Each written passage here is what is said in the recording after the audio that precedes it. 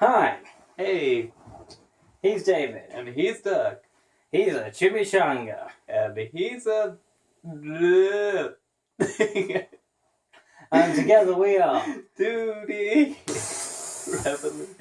Okay, we'll just... And together we have seen Deadpool. Yeah, it was really good.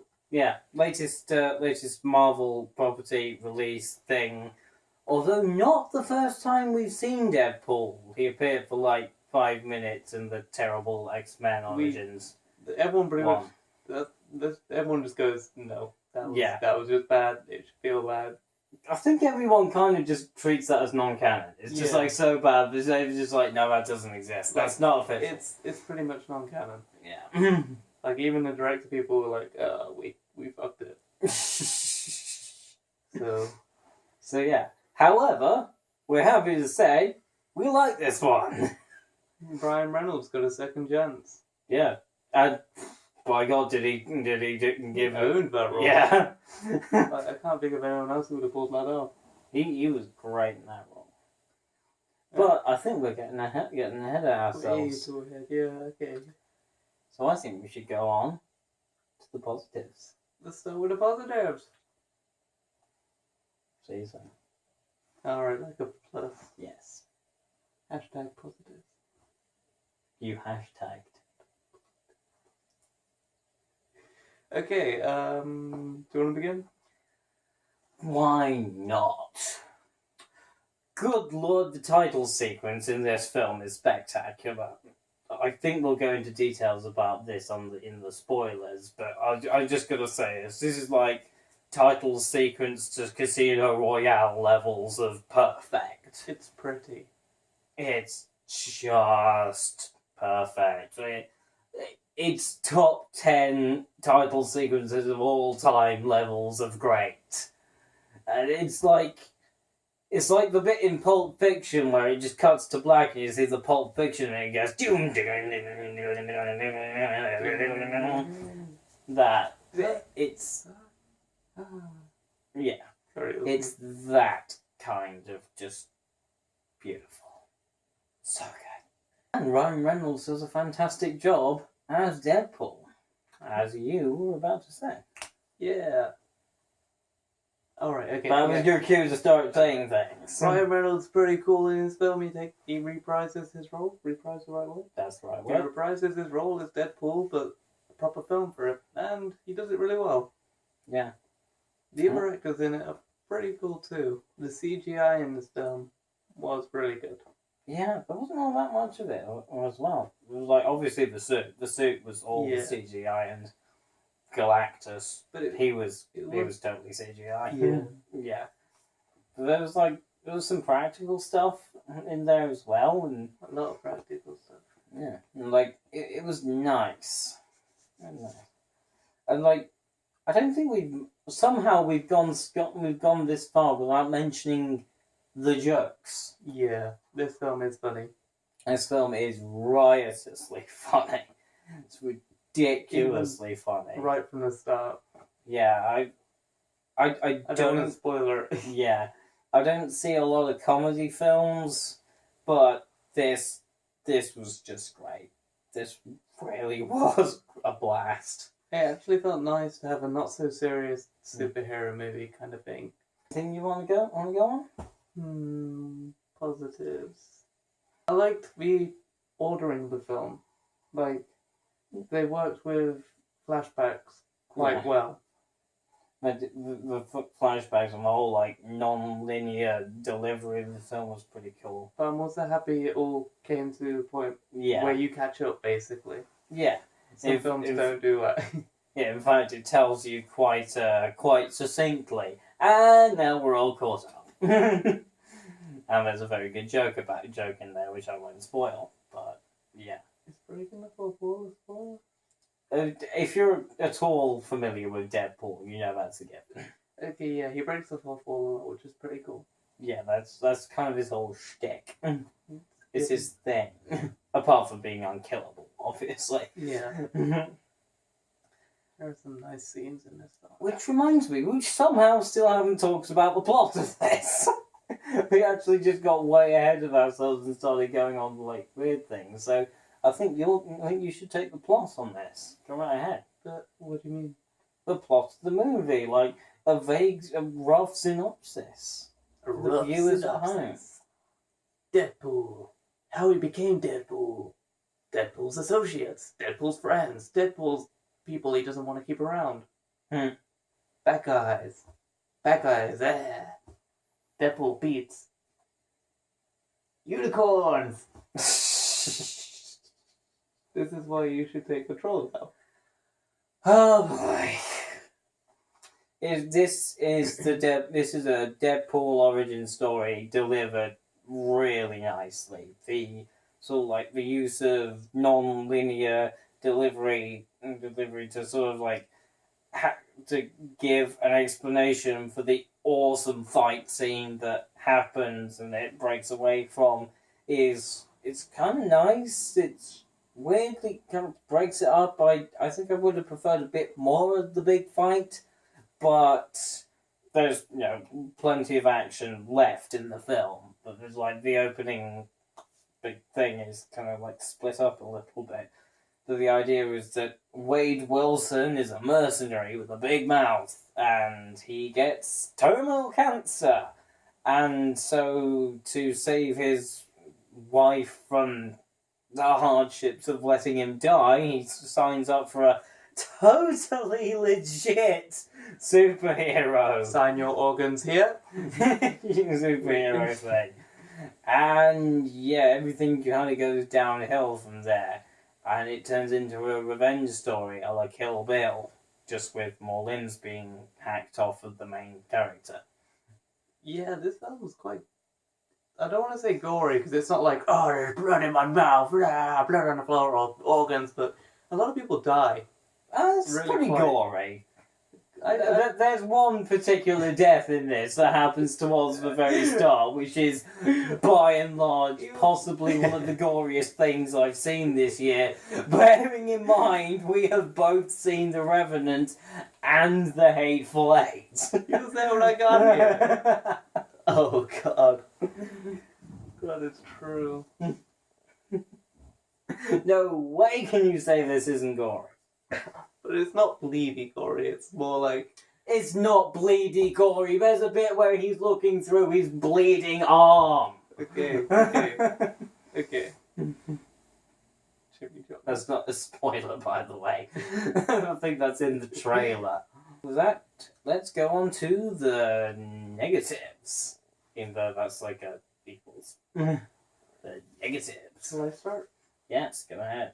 Okay, well, this is debatable, but the film references other films and, like, current things, which may only be relevant kind of, like, now, if that makes sense. That's kind... I would say I understand where you're coming from. My point with that is it works perfectly for the now. Yeah, that's what I mean. It works for now, but... In the now, this works. In the future, this movie will age like milk. Like, he references the film Taken, like, there could be, like, 10 in a few years. This is not going to age well, but it works. Right now, this film touches all the cultural zeitgeists going on right now. So, that's kind of... Yes! I just used the word zeitgeist in a review. It's like a neutral, more than negative or positive. It's a... So it's subjective. So, there we go. There we are. That's going to get cut. You're going to get cut. Negatives. I'm gonna have to be a Debbie Downer here and say there were two ex people in this. Oh, right. Too many. Yeah. No, I'm not gonna go on a science rant about this. Like, that's a tiny little detail. Don't think for a second my geek hat was a downer on that. No, my problem was that there were two ex people in here that didn't need to be in here. There's Galactus and like super awesome teen nuke warhead mega babe who does texting. Yeah. She kicked some ass, I guess, but her character is just It's all good. It just felt. It could have worked. Galactus was cool. It could have. Yeah, it could have worked without them though. Like That's when X-Men my whole point. decided to stroll in, it was just. Why? Yeah, like this. Like, it doesn't even feel like it links it properly either. It's just. It's like they needed characters. It's kind of nice that Marvel Studios and 20th Century Fox are sharing their toys now. The cross-pollination didn't need to happen. It was just kind of like, it was really good, really funny, and then it was like, oh, we need to go someday because we're X-Men, and it was like, go away, shoot. It's not like they were bad in this movie. Yeah, they were nice. Well. I actually liked the little thing between Galactus and Deadpool and Galactus and Teenage Super Nuke Atomic Warhead. Because, like... She has a long name. Yeah. She's got a long and stupid name, and I can't remember it. But he's, like, this, like, gentle, giant kind of parent figure to her. Yeah, and he's just, like, trying to... He's like the old Jedi Master, just trying to bring Deadpool to the good side of the Force, but then Deadpool's just like, nah. Yeah, Deadpool's not really... He makes it clear, he's not really a hero. He's a douchebag. He's just a guy who follows his own whatever. He's a bit crazy, too. This is the most clear-cut revenge story we've seen in a Marvel movie ever. Like, there's no conscience, it's just, I need revenge. Yeah. And it's kind of refreshing. It is so refreshing to see just, again, like, Kill Bill is the other thing that comes to mind. If you liked Kill Bill, you will like Deadpool. I pretty much guarantee it. It is the same kind of, it's got all the same spices going on. But, yeah, the 2X people in there didn't need to be in there. Negative? I have to say the score. And the licensed music, don't get me wrong, the use of the licensed music in this was great. I think there was like some original stuff by like a rap group and things in there. But the actual like score for this, like, I didn't even notice it had one. It was that bland.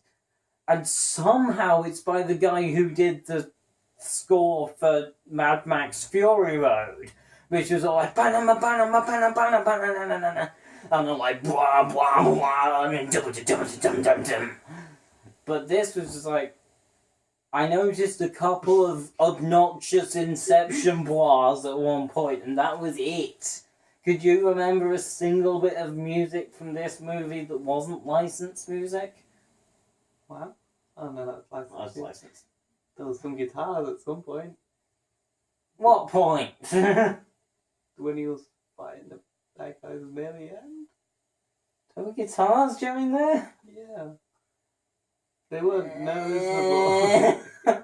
Precisely. I'm not saying they were memorable, I'm just saying there was some guitars somewhere. Obviously, I'm helping your point here. Either way, like, how could you do this? Like, Tom Holkenberg, I don't understand. You did the Fury Road score. How do you go from that to just whatever this was? God damn it. It's disappointing.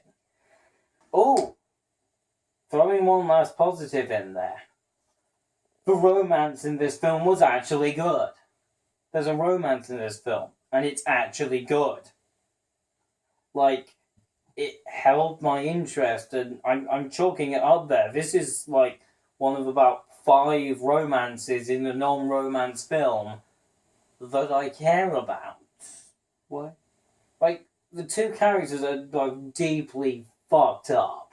like deeply messed up characters, but they're sort of relatable, but they're both douchebags in their own right, but they totally work with each other and they care about each other. That's what you just like throughout the film. Yeah. You see that they care about her. Deadpool's whole reason for becoming Deadpool is for her, basically. So it kind of is something you could take someone to see on Valentine's Day. I mean, at the end of this movie did actually get an awe out of me. Yeah.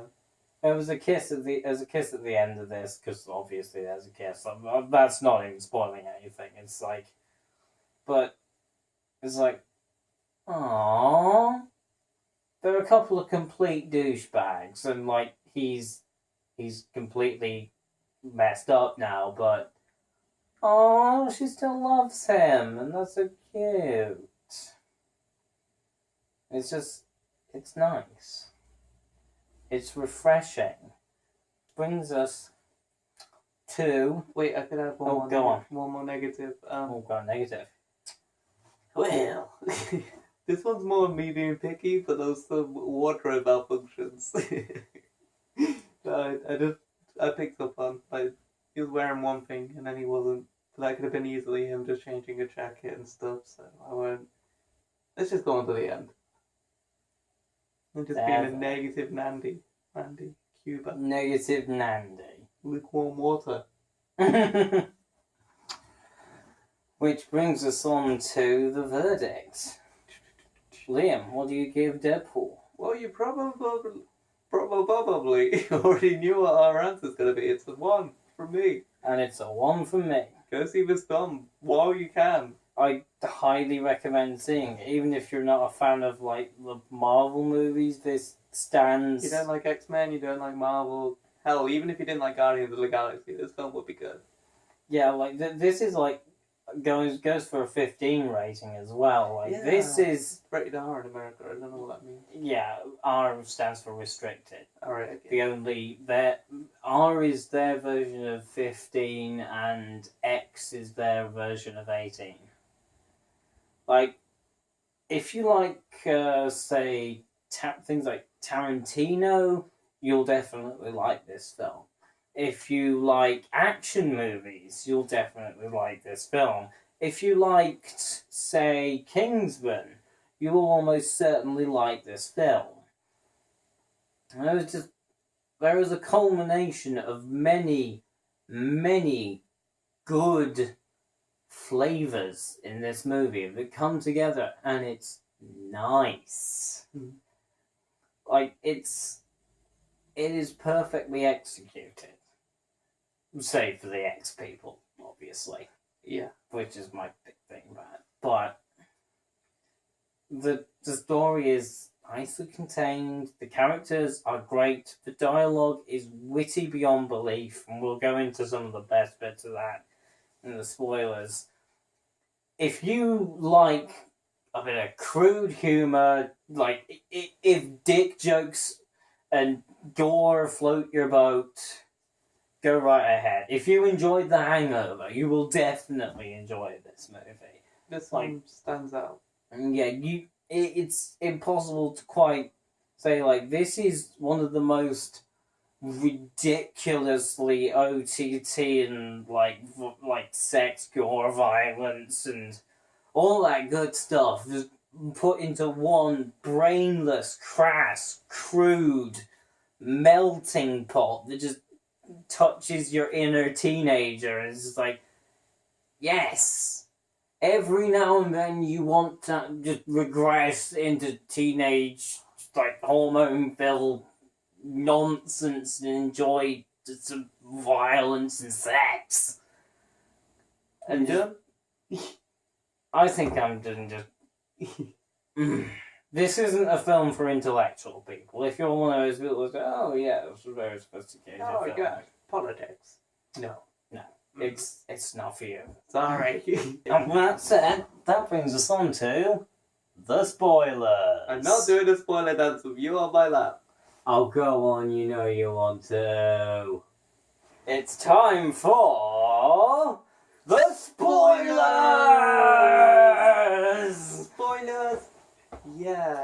Oh boy, the spoilers for this are gonna be good. Like the spoilers are like by far my favourite part of our reviews because we get to go into like the dumb stuff that we liked and things.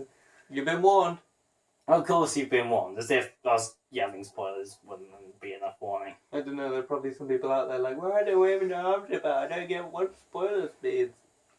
I'm gonna open this with a quote from the movie. It's in the trailers, but by God, isn't it just one of the most beautifully crude things I've ever heard? I need this quote framed. It's that beautiful. You look like Freddy Krueger face-fucked a topographical map of Utah. That is just the single best way of telling somebody you look ugly ever. That's to go with teeth. It's so good. And like, it's something TJ Miller. TJ Miller plays Deadpool's friend in this movie, and he's just like this kind of sleazy dude who runs the bar. He's a bit of a tightwad, and he's sort of a bit untrustworthy, but he's a good pal to have around. But yeah, like, TJ Miller spouts some fantastic lines in this. Which isn't to say there aren't great lines everywhere else in this film. This film is riddled with fantastic lines, but that one stands head and shoulders above the rest. Like,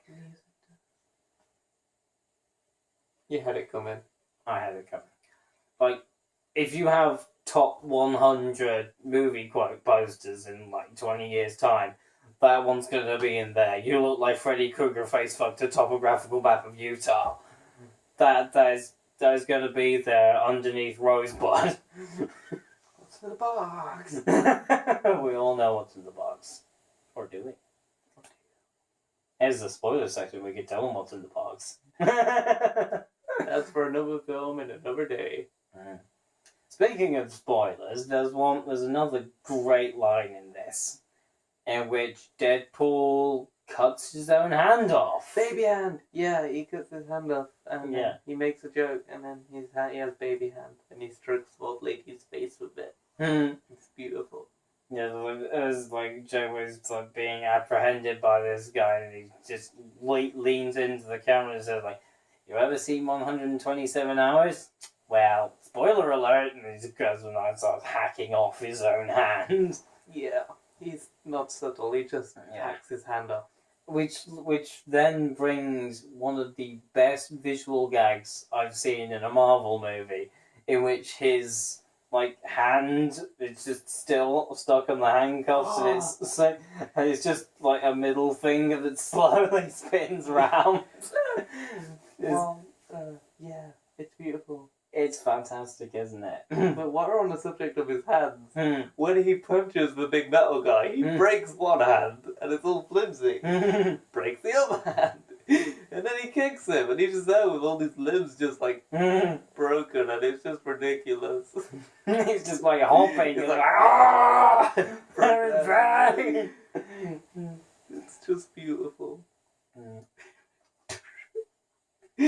And let's not forget, this movie was not just like, it didn't just have great dialogue.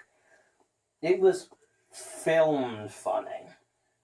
Like, there was several visual elements that really worked. Like, you know, occasionally you get like an action movie that tries to do something cool, and it just comes off like they're trying way too hard to do a thing. Yeah. This generally happens in bad movies, but this had a beautiful sequence towards the start where he like gets his two pistols out, like, I only have 12 bullets left. Let's count them down, shall we? And he he shoots a guy, and it goes into slow mo, and you see the cartridge being ejected from the gun. And as it turns around, you can see the number 12 on the little striking surface. and it goes through with him counting all the things that go until bullet number 1, which comes down in a really cool, slow. It's gorgeous. It's beautiful. It's beautiful. And you should follow on with the beginning of the film. Oh yes. Which is to say the big like motorway chase, right? The cinematic opening. Oh, the actual title sequence. That's genius. Do you want us to go on that one? I think it would flow well with the whole cinematics of the. Alright, then I'll take it back. But yeah, we mentioned how gorgeous the intro thing is. I guess it's like 2.5 minutes, maybe a bit more, and it starts off with like a cigarette lighter in a car, and it like pulls back slightly, and it revolves around this chaotic scene that's traveling in super slow motion. Like it's moving, but it's moving super slow. And like as it's pulling back and moving around, like bits and pieces of what turns out to be this one ridiculously OTT car crashes. Like the car in this turns out to be like upside down, like a meter in the air, with glass and bits and people everywhere. It's just complete chaos. It's stopped and it's slowed down to the point where it looks gorgeous. It looks like art. It looks like when you like slow down paint and splatter it against a wall. It's like that. And instead of like names directed by, produced by, starring, it just has starring a British bad guy, a sexy dude, directed by an overpaid tool. And the titles are just done in Deadpool style, like how Deadpool would introduce these people. It perfectly sets up the craziness that is to come. Mm. It does that thing that good title sequences do, is it whets your appetite for what's to come. It is a little piece of artsiness to prepare you to open the door to the crazy. Yeah. It's great. It's just great. And shortly after, he gets out of a taxi and he sits there drawing a little drawing while twiddling his legs up a motorway. Yeah, we're going He's with there, those. like, and it's really funny because he's got like freeways over in the UFK. we call them motorways here. Yeah, that's what I'm saying. That's what we call freeways in the UK. Oh, right, okay. Just in case we have any American viewers. Yeah, he's just sitting there dangling his legs over his drawing, like a really childish drawing of him killing some guy called Francis, and then he's there like, have you seen this guy? With the drawing, and it's just ridiculous. Yeah. Well, actually, that brings me on to a meta point. This film gets massive meta points. Like, massive meta points. Yes, 2 big thumbs up. Thank you, Marvel Studios, for giving us a global, simultaneous release. God damn it, thank you. You done? Yeah. The whole thing released within a week, globally. By the time we've finished uploading it, it will be out in the last of its places. Nice. So, yeah, everybody gets it within the same week. With, like, the exception being Japan, because obviously you've got to translate everything into kanjis and moon runes, and it's just a bit... Oh, he broke the fourth wall, and then he had a flashback, and then in the flashback he broke the fourth wall, and then he said something like, Yeah. this is kind of like breaking the 16th wall. It's just ridiculous how he just constantly breaks the fourth wall. Like, Yeah, I know that's his character, but it's so good. He doesn't so much break the fourth wall as make it his bitch. But to an extent, you could also say he's just insane and has an inner monologue-y thing going. Yeah. It's like, did you ever see if you've ever seen the really ropey 60s Spider-Man that had those really weird internal monologues, It's like that, but way, way, way more crude, and with many more dick jokes. Yeah. Ooh, and a guy splats. Yeah, a guy gets splattered. Like a car does a flip, and a guy flies into into an immovable object. Yeah. And his body kind of it becomes one with the splat. It becomes one with the splat. And it's kind of beautiful. Not great. like, oh, we're serial killer, that's beautiful. Just, I don't know, it's one of those deaths where it's like, wow, didn't expect to see that today. Yeah. And the camera hangs on it for a while. It's just, oh. It's like, whoever filmed this wants you to know that guy just got turned into mush. That guy is mashed potato right now. And then shortly after, you see it in the background just fall, and it's like, ugh. And it's accompanied by sloppy sound effects. And that was already here. And again, throughout the whole film, there's so many neat bits of, like, neat visual cues that go with it. Like, as well, the movement of Deadpool and everything. Like, a common complaint leveled at comedies these days is that they just kind of work as radio. Like, they're not filmed in any particular way in all the comedy as the dialogue, but this is... You would be missing out on so much witty stuff if you were to just listen to this. Yeah. It is fantastic. You got anything else? I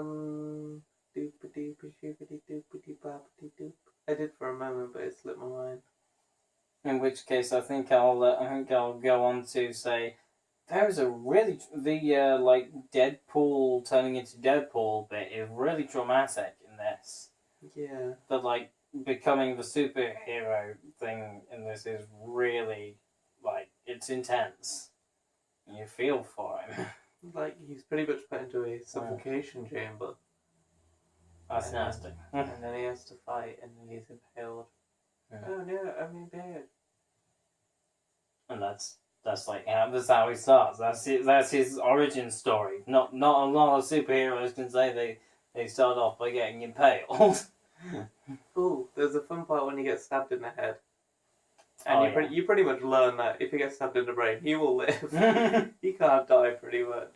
And it's very hard for him to die. It just that's like it's either very, very good CGI in that moment, or they did overlay a bunch of like paper stop motion characters over like it, didn't it? It looked like legit stop motion. Like they had little. Basically, the girlfriend's like lying there, like, oh no, and then he's just there, like, got a knife in his head, so he's not seeing everything clearly. Yeah. And there's little cartoon animals that come and jump on her and stuff. And it's like really cute and sort of touching in a weird way. And then he's just there making weird hand movements and stuff. It's stupid. It's so much fun. And he's just all Deadpool, like, yeah, I've got a knife in my head. Point is, Deadpool is a great movie. And you should go see it. You really should. Like, I wouldn't even mind seeing it again. I would. It's definitely going in my Blu-ray collection, put it that way. Actually, I hear it was all shot in 4K, so it will be one of the first 4K Blu-rays that comes out, so... Beautiful. Oh, yeah. And we'll see it better than in the cinema, because the cinema plays in 2K. Yeah, our local cinema plays at 2K. Woo! Fantastic. Our TVs do better than that. My phone does just as good as that. Or is that us being kind of snobby with technology? No, I think that's an actual problem with our place. Okay. But that's another video for another time. Anywho, we are 2D. Ouch!